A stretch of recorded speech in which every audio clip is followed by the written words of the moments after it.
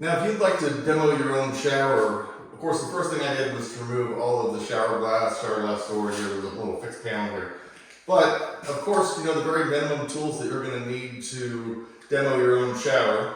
Of course, you've got your safety glasses, a dust mask, some gloves, and then, of course, you're going to have your pry bar and hammer. Now, there are some other things that you're going to need to know, because you're going to have to remove things like the shower head and the shower valve handle and trim stuff. You'll need a utility knife here to possibly cut some grout caulking or some caulking around the trim of this here. You might need to have some sort of wrench to, you know, like a pipe wrench to take this off. If you're going to keep it, just try to take it off by hand. So what I mean by that is you're basically going to grab this shower head neck. It's really called the shower arm. But you're going to grab this here and twist this off. And it will come off fairly easily. Obviously counterclockwise direction. And then we can save this for a reinstall if the client so chooses. Now the next step after getting the shower head off here is to go ahead and take this handle off and the shower valve trim here. Usually on the side of these shower valve handles here, there's going to be a hex head set screw recessed into the side of it. And there's one here, but I can't see it, so it's a little difficult to get to.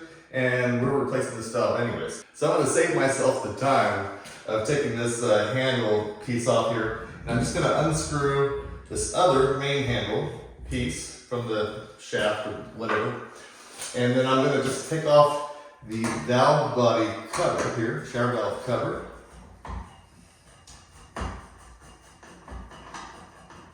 So this is probably nearly 100% of the time, this is just going to be a Phillips head screw number 2.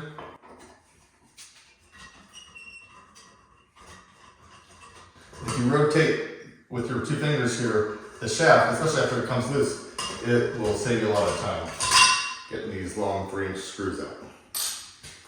So I'm just going to slip it over there.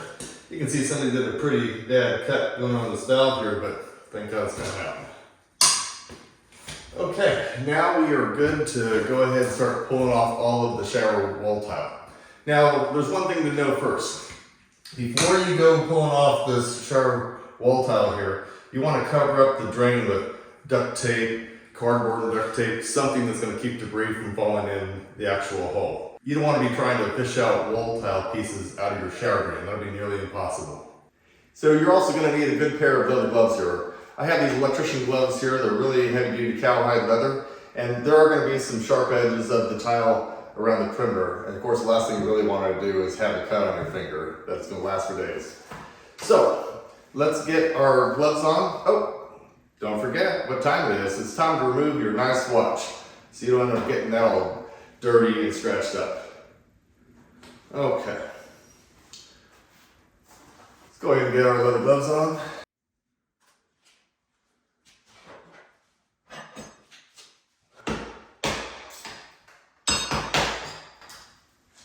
Uh-oh, no waterproofing.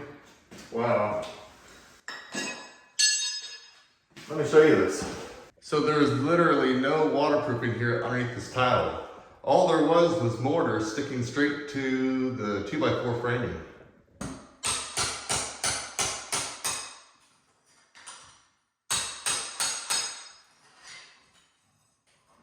See that? Just mortar on top of the 2x4 frame. There's supposed to be like hardy backer cement board and some waterproofing.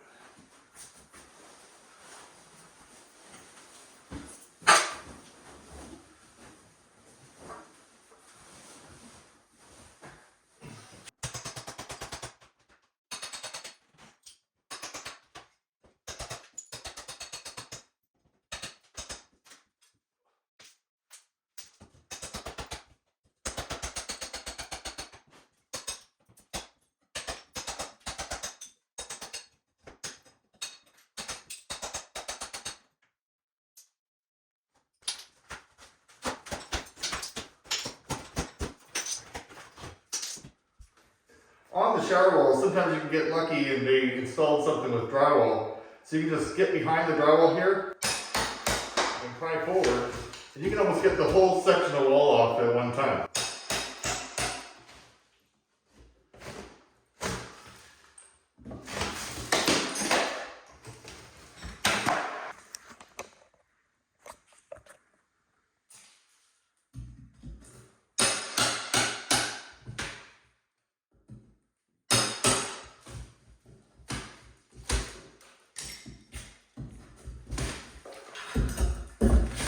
Check this out, both walls are coming off.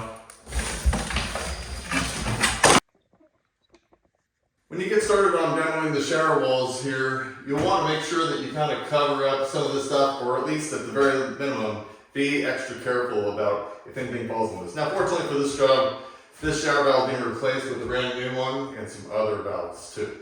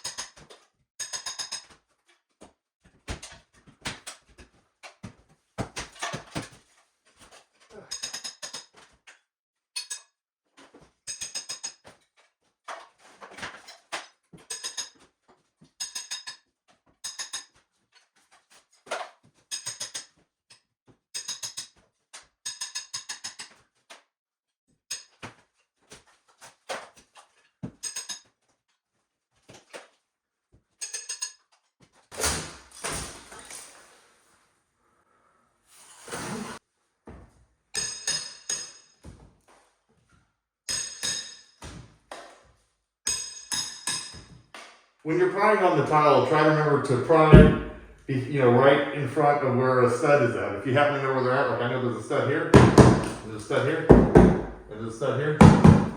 So I can just get in here, pry in front of the stud there.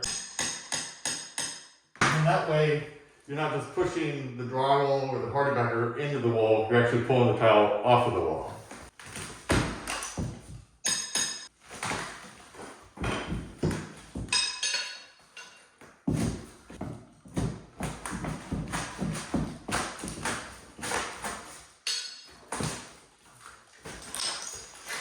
And every now and then you get a satisfying piece.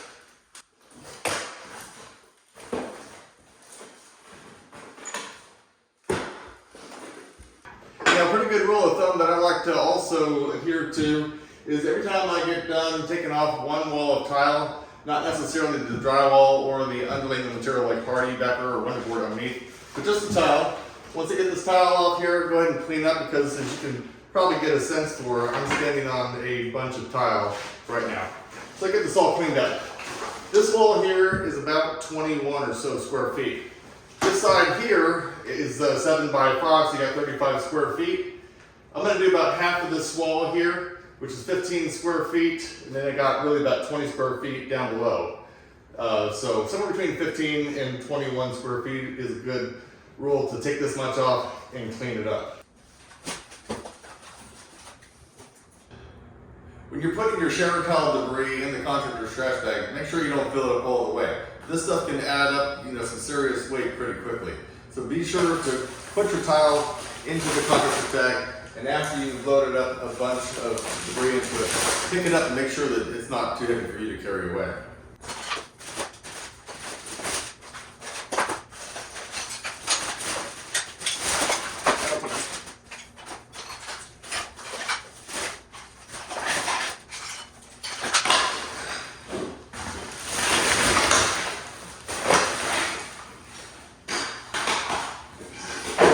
Some of your bigger pieces you can just probably haul out to the truck and leave them out of the trash bag.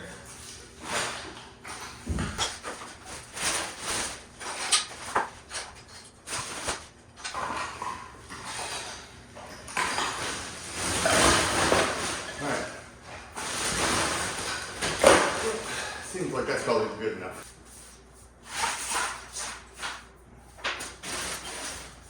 Now that we have all of the tile that we've taken down so far cleaned up, which is all the inside the pointy wall and the shower valve wall, we can start to do the tile demo on this larger 35 square foot tile wall. Cleaning up the bathroom between, demoing the wall, getting tile on the floor, bagging it up, loading, taking the trash out to the truck, just for one of these walls was a half an hour.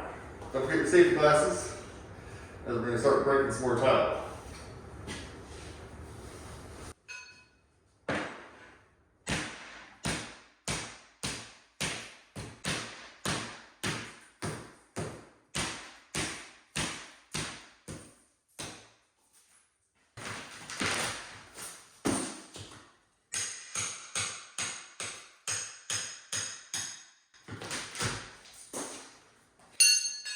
I've located a stud back behind here, I believe. And so it's easy to where I can just, pry off the tile from that rather than my hammer just breaking into the wall. I can see the whole wall moving.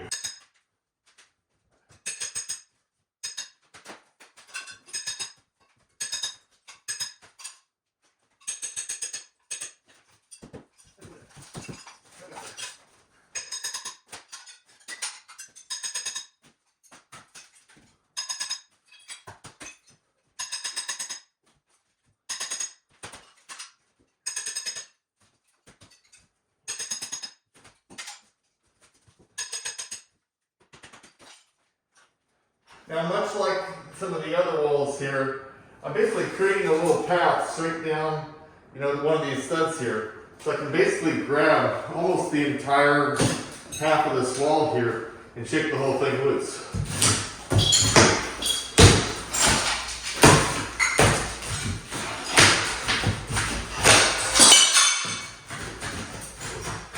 You can see the whole wall moving, right?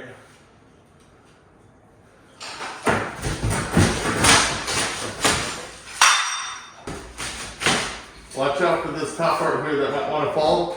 So I basically got myself right at the doorway so I can get out in case it does. See all that? Well, unfortunately the video shut off when I was pulling this wall off here. But you can see how big it is. And of course you can look down this area here, you see all those drywall nails holding that together. Go ahead and put your pry bar right there by the stud here. Grab your hammer. Just work on prying this away from the studs. I got some different material down there, some wonderboard.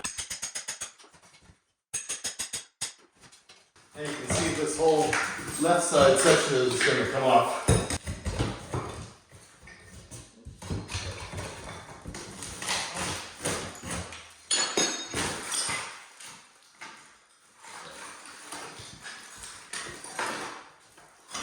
If you look closely here on this wonderboard, you'll see the darker area here, which is moisture, and the white spots here, which is the efflorescence from the water.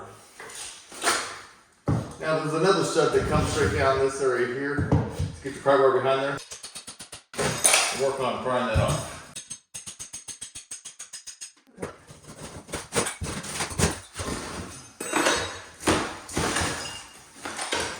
Once again, we have the same situation here with moisture coming through the corners and soaking this whole area from the shower pan area going up all the way that distance, which looks like about 8 to 9 inches, probably 9 inches.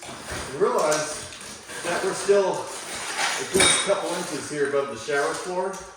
So 11 inches, that water came all the way up to around that 10, 11 inch mark. Wow. You may not be able to see it all that well yet, but of course, the tile was sitting on top of this pony wall here without any sort of cement, checkerboard, waterproofing, big barrier, etc.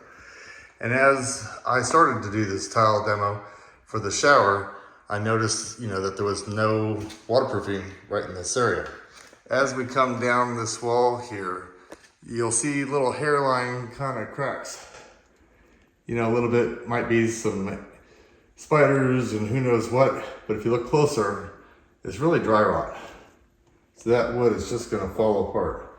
You'll see some water stains that go all the way down, come around here, and there's obviously signs of where it was leaking all the way from the top of that corner, which is right here along the edge of the doorway for the shower. So that was getting sprayed pretty good. And then leading to a little bit of mold. Pretty common for the showers I pull apart. Not done very well. Now for the future design of this shower, we're going to be actually removing this section of the pony wall and taking this part of the pony wall back probably right around here. And of course getting rid of this big giant trip hazard of the shower curb, since the shower already has a little recessed area. So why don't we get on with taking all of this trim tile off of here, taking all of the tile off of here, the tile here and there with all of the drywall that we will not be using in the future shower.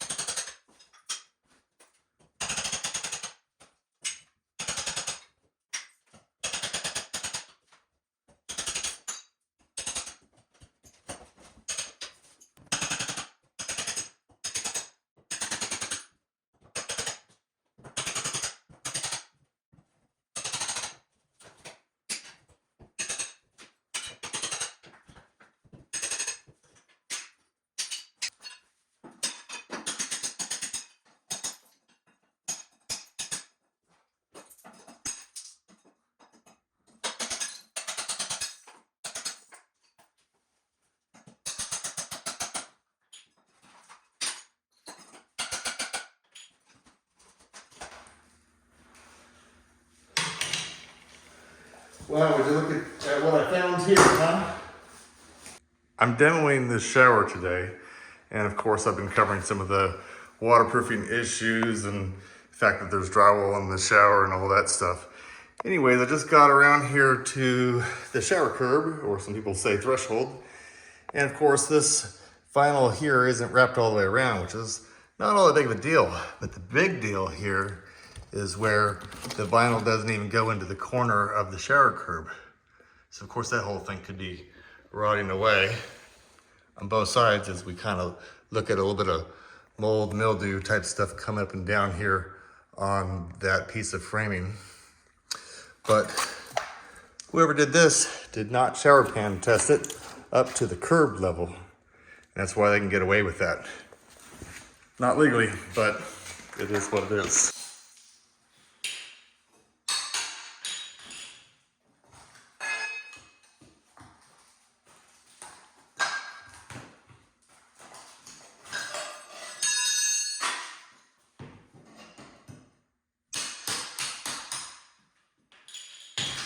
Oh, lovely. Nothing like seeing a little extra mold and mildew on the inside of your shower. Comes off like a piece of cake.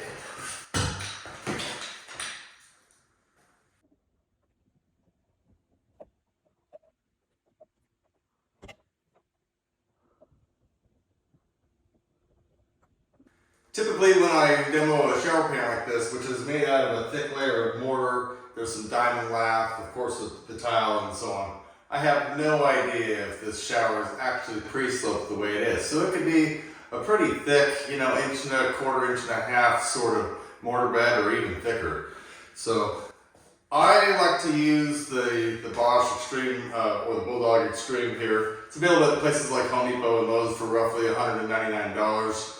Of course, you'll have to buy, you know, some of the bits too as well. This one has a slight little curve or taper, you know, going in one direction there, and it's great for kind of chipping down into the tile floor and getting this whole layer up. And then after that, we'll take out the rubber liner from the drain and the wall area. All right. Well, of course, as usual, I'm gonna have you know, gloves, dust mask, eye protection, ear protection, because this is a loud process. And in the video editing, I'll turn it down for you so you don't hear, you know, how loud it really is.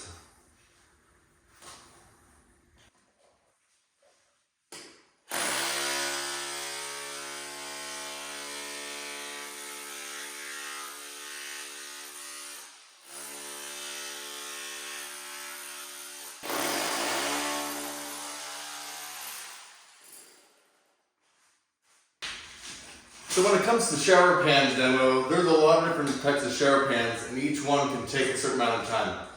You could be pretty lucky and have a shower pan like a 3 foot by 3 foot fiberglass shower pan that's just literally sitting on the concrete or wood subfloor, and it might take you a half an hour to actually remove that, depending on how it's, you know, nailed or screwed in or fit in, you know, clamped with the rubber gasket around the drain pipe. Or it could be as extreme as this particular shower pan.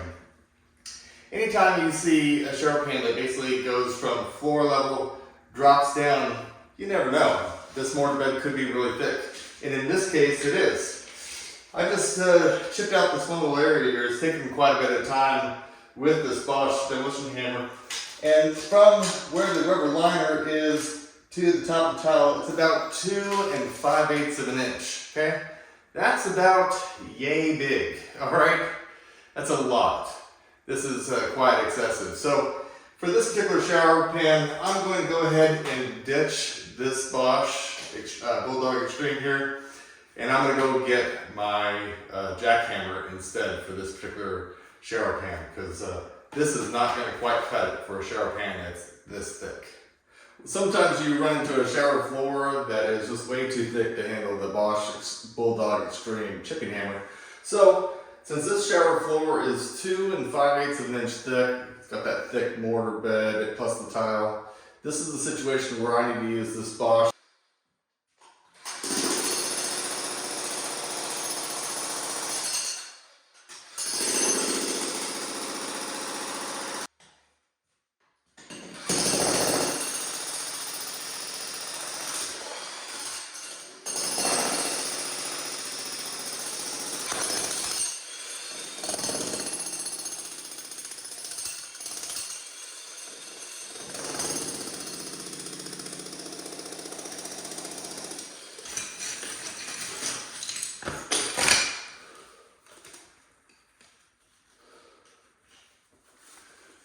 Well, that was way faster than using that Bosch Bulldog Extreme. This Bosch Brute, so much faster.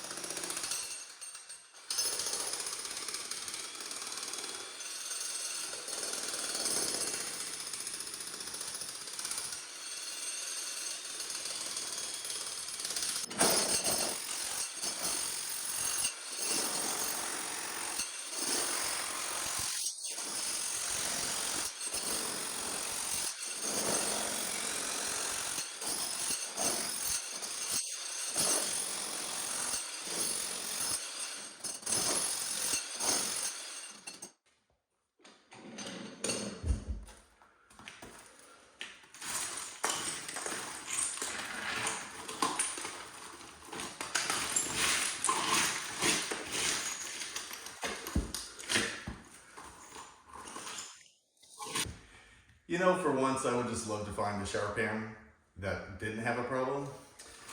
there was a couple of things wrong with this shower pan here. Of course, everything looks sort of normal on the surface with the duct tape that somebody stuck over the drain cover here. But essentially, this mortar bed here that is super thick. Look at the side of this thing here. There's so much mortar, so much thin set mortar, and then the actual tile here. So the problem with this one, if you look here at the tile thickness and the mortar bed here, they're exactly the same thickness, which means that these threads here, basically, we're just sitting on top. It wasn't even going all the way down. Second and more common thing that I see here with shower pans all the time is that this rubber liner here, it's a 40 mil rubber liner, typically by a company like Odie, but I haven't seen Odie on this one here quite yet. Anyhow, this rubber liner needs to have a mortar bed underneath it to pre-slope it at 1/4 inch per foot minimum, okay? So these rubber liners should not be laid down flat. And frankly, I think the only real way of knowing if you're going to get a great job is to have all of those details, ridiculous details, in the estimate. Beyond that, I guess you could refer to manufacturer's instructions so you have a leg to stand on when they say this is how they do it and how they don't do it. So start with the plans, start with the estimate, get all those details in writing. If the details are just too short of a list to be super specific, then you really need to just move on to the next contractor. Look how thick that stuff is. That's even without the tile.